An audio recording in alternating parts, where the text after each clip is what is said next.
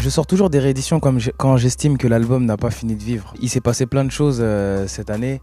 J'ai sorti l'album, je devais faire ma tournée, il y a eu le Covid, il y a plein de choses que j'ai pas pu faire. Et donc plutôt que de tuer cet album et dire bon, vas-y je passe à autre chose, parce que mes albums c'est vraiment mes bébés, tu vois. Je sors pas un album pour sortir un album, je sors vraiment un album pour le défendre jusqu'au bout.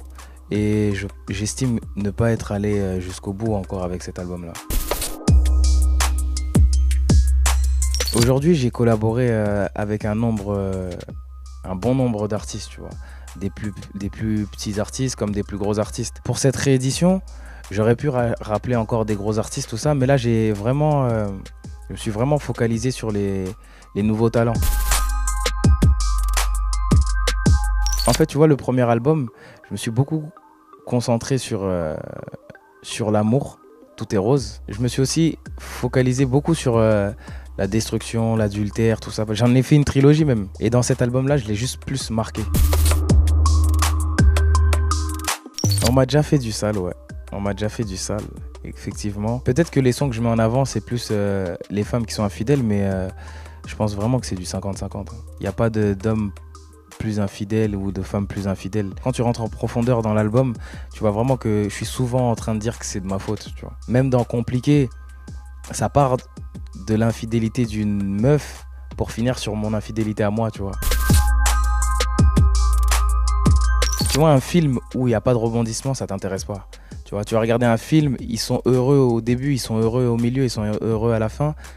Le film, il va être barbant. Il faut qu'il y ait un problème. Il faut qu'ils se soient disputés. Il y a eu une grosse dispute, une bagarre, ou il y a eu une tromperie, il y a eu ça et ça. Et ensuite, ils se retrouvent. C'est plus passionnant. C'est ça qu'on aime voir, en fait. On aime voir un problème se régler. Ouais, je suis jaloux. Je suis jaloux, mais je suis pas un malade mental. Attention. Je suis pas un jaloux maladif. Non, je suis jaloux dans le sens où, comme ce que j'ai dit dans la musique, en fait, je crois pas vraiment à l'amitié entre un homme et une femme, tu vois. J'ai eu plein d'exemples de ça. Après, on peut me prouver le contraire, hein. Je suis pas quelqu'un de fermé, mais jusque-là, on m'a pas prouvé le contraire encore.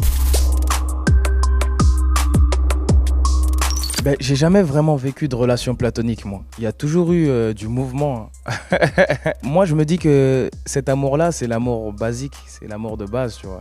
C'est peu importe, hein, même l'amour entre un enfant et sa mère et ses parents, tu vois. Il y a toujours des hauts et des bas, en fait. Pour moi, c'est logique. Il peut pas y avoir un amour qui en continue toujours. Je crois quand même on s'ennuie, en vrai. J'ai toujours fait référence à des titres, tu vois. J'ai toujours fait référence à des sons. J'ai commencé en faisant le remix d'un son qui s'appelait Coco, que j'ai appelé Kitoko. Quand j'aime bien un son, et que j'ai envie de le faire, je reprends soit une partie, soit l'intégralité. Et là, ça c'est un titre vraiment que j'aime beaucoup depuis que je suis plus jeune, mais que j'ai toujours hésité à reprendre, tu vois. Parce que franchement, c'est difficile de reprendre un classique, parce que c'est un classique justement, tu vois. Et un classique, on le touche pas. Et donc là, je l'ai un peu fait en mode Dadju. La musique d'avant, parfois, était tellement... Tu sais, parfois, tu écoutes un son et c'est tellement beau, c'est tellement bien que tu n'as même pas envie de le changer. Donc, tu vas juste reprendre ça et tu vas dire, c'est vrai qu'aujourd'hui, on utilise un peu plus de subs, on utilise un peu plus de trucs. Donc, tu vas le mettre au goût du jour, mais tu vas garder la base parce que la base est déjà excellente. Il n'y a pas besoin de changer, tu vois. Et puis, la musique est intemporelle aussi. C'est-à-dire, si on aimait avant, on peut aimer aujourd'hui. Être enfermé dans un style de musique, ça veut dire que, on va dire, Dadju, c'est un artiste afro, donc il peut pas faire de reggaeton, il peut pas faire de rap, il peut pas faire je sais pas moi, il peut pas faire de la pop, il peut pas faire du R&B. Ça me dérangerait, parce que je suis quelqu'un qui aime bien toucher à tout, tu vois. Je vais faire de la soul comme un son comme Ma Vie, parce que j'ai envie de le faire et j'aime bien ça. Je vais faire de l'afro, je vais faire du reggaeton, je vais faire du reggae, je vais faire de la dancehall. En fait, je veux tout faire et je veux pas qu'on me prive de ça en disant non, toi t'es un artiste comme ça. Par contre, le fait qu'on dise que oui, voilà, Dadju c'est un lover, tout ça, Ouais, c'est la vérité, parce que souvent c'est ce qui ressort de mes textes, tu vois. Et donc j'ai pas de problème avec ça. Par contre, je veux qu'on te dise que je suis le meilleur dans mon domaine. Une de mes grandes phobies, c'est peur de ne plus avoir d'argent. J'ai toujours peur, je suis toujours en panique. Ça veut dire que je me dis non, il faut pas que j'ai pas, il faut pas que j'ai pas. Donc j'en veux plus, j'en veux plus, j'en veux plus. Et ça, c'est ce qui m'a fait arriver là où je suis aujourd'hui, mais c'est aussi, ça peut aussi être un défaut, tu vois. Tu vois, l'argent m'a pas rendu fou, tu vois. Je vais m'acheter une veste, je vais m'acheter des trucs. En fait, moi, je donne beaucoup, tu vois. Je veux beaucoup d'argent pour pouvoir beaucoup donner.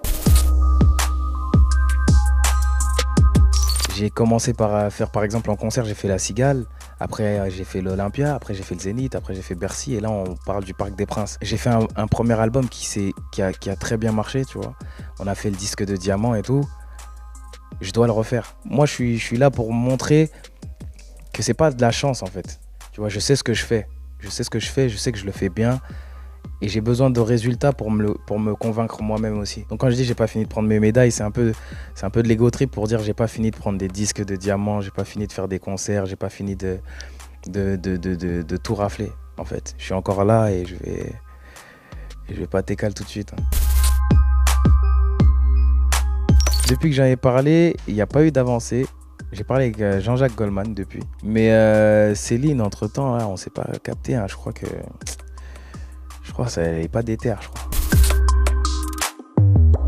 Je pense que Rihanna est plus facile à attraper que Céline Dion. Rihanna, c'est un peu plus simple.